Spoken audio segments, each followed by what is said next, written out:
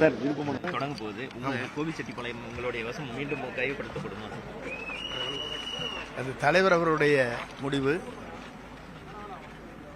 தமிழக வெற்றி கழகத்துடைய தலைவர் என்ன முடிவு செய்கிறாரோ அந்த முடிவின் ஏற்படி வேட்புமனு பரிசீலனை செய்ததற்கு பிறகு அவர் யாரை எந்த தொகுதியில் வேட்பாளர் என்று முடிவு செய்கிறாரோ முடிவு செய்ததற்கு பிறகுதான் என்னுடைய பதிலை சொல்ல முடியும்.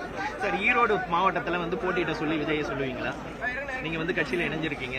சோ இப்போ முக்கிய பொறுப்பும் வகித்துட்டு இருக்கீங்க. சோ கட்சி தலைவர் நீங்க அந்த தொகுதியில போட்டியிட சொல்றீங்களா? எல்லா தொகுதியிலும் அவர் போட்டியிடுவதற்கு தகுதி உண்டு.